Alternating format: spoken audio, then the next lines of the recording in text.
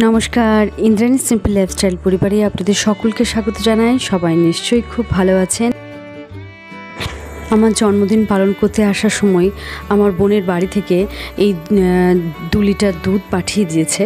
তো এই দুধটা ছিল, তো আমি ভাবলাম যে এই দুধ দিয়ে কিছু একটা বেশ সুন্দর একটা ডেজার্ট বানানো যাক, একটু মিষ্টি জাতীয় কিছু বানানো যাক।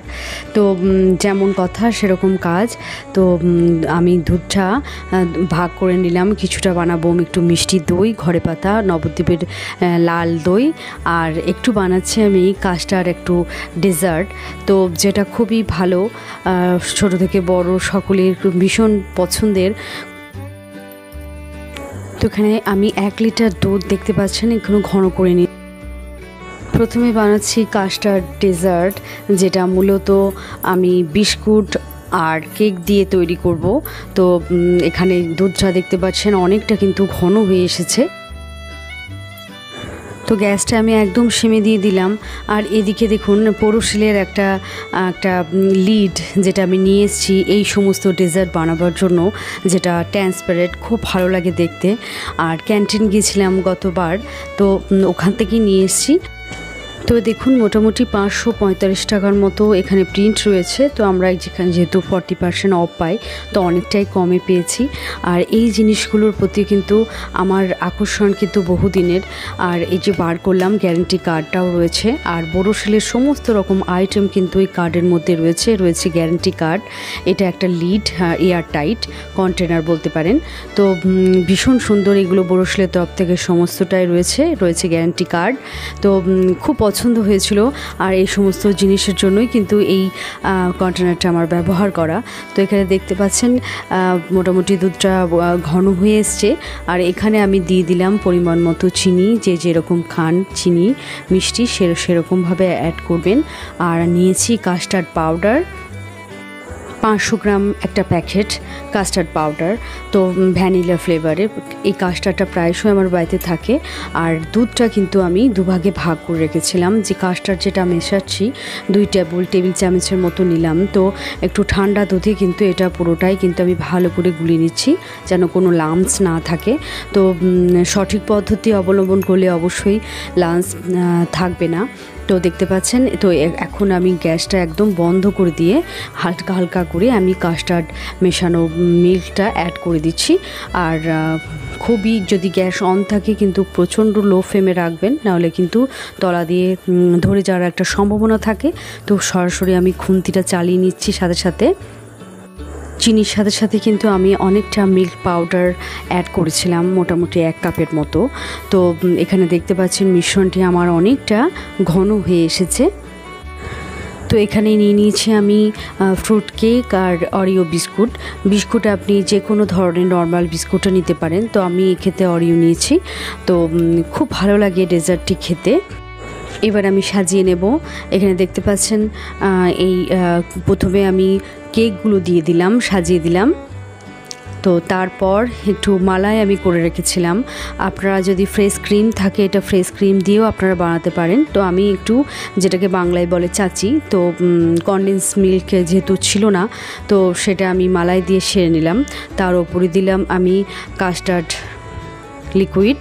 তার ওপর থেকে দেখুন অরিও বিস্কুটগুলো এভাবে ভেঙে দিচ্ছি। তার ওপরে আরও কিছুটা দিয়ে দিলাম মালাই।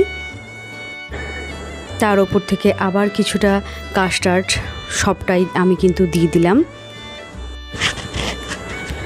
তার ওপর থেকে ভালো করে লেয়ারটা বানিয়ে নিয়ে আমি ওপর থেকে কিন্তু অনেকটা কেশর আর পরিমাণ মতো দিয়ে দিলাম। এখানে আপনি কম বেশি হতেও পারে, সেটা সম্পূর্ণ আপনার উপরে নির্ভর করছে।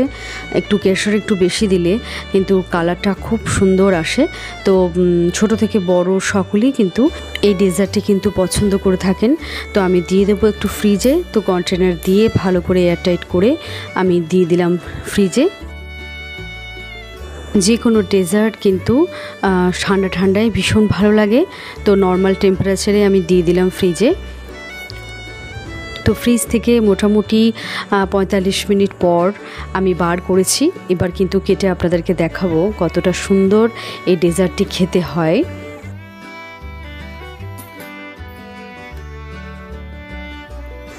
ছোট থেকে বড় সকলেই কিন্তু এই ডেজার্টটি কিন্তু খুব ভালোবেসে খাবেন।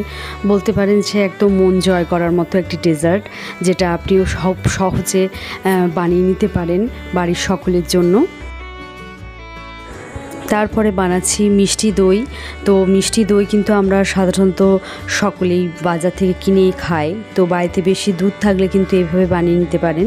তো কড়াইয়ের মধ্যে কিছুটা গাওয়া ঘি দিয়ে ওর মধ্যে আমি চিনি দিয়ে হালকা করে কিন্তু একটু ক্যারামেল তৈরি করে নিচ্ছি, যেটা দইয়ের জন্য একটা পারফেক্ট একটা কালার নিয়ে আসবে।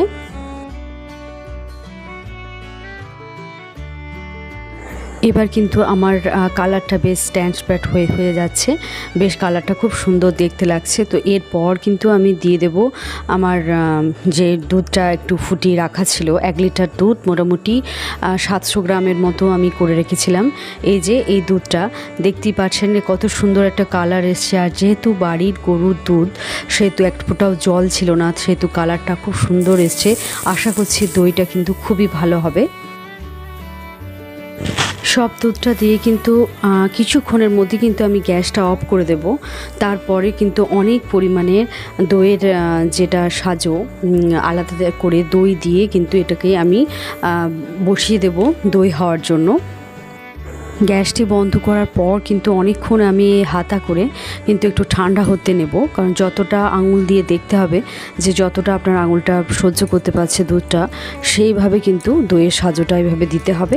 আর এইভাবে আমি ঠান্ডা করে নিচ্ছি। কিছু সহজ টিপস সেগুলো ফলো করলেই কিন্তু খুব ভালো পারফেক্ট একটি বাড়িতে বসেই কিন্তু কোনো রকম ভেজাল ছাড়াই দই খাওয়া বা যে কোনো ধরনের জিনিস আপনি সহজে কিন্তু বাড়িতে বানিয়ে নিতে পারেন, সেরকম চেষ্টা করলাম। তো দইটি জমার জন্য আগে থেকে দই আমি পরিমাণ মতো এখানে দিয়ে নিয়ে কিন্তু ভালোভাবে মিশিয়ে নিচ্ছি। আর এরপর ঢাকা দিয়ে কিন্তু আমি এটাকে রেখে দেব। এইভাবে বাড়িতে কিন্তু দই বানালে পরে ভাতের সাথে খুব ভালো লাগে খেতে। তো আরেকটি আজ রেডি ফুড বানাচ্ছি, দেখতে পাচ্ছেন ক্রিস্টাল মিক্স স্ট্রবেরি ফ্লেভারের। তো এটা প্রথমবারের মতো বানাচ্ছি, এটাও ক্যান্টিন থেকেই আনা হয়েছে।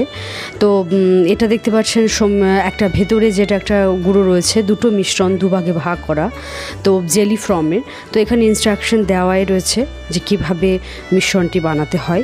তাও একবার প্রথমে বলে দিই, এই যে দেখতে পাচ্ছেন এই যে দানাটি, তো তার সাথে ওই যে সাদা রঙের প্যাকেটের ওইটা পরিমাণ মতো কিন্তু মিশিয়ে নিতে হয়। আমি যেহেতু আজ অল্প একটু বানাচ্ছি প্রথমবারের মতো, তো পরিমাণ মতো কিন্তু নিয়ে নিলাম।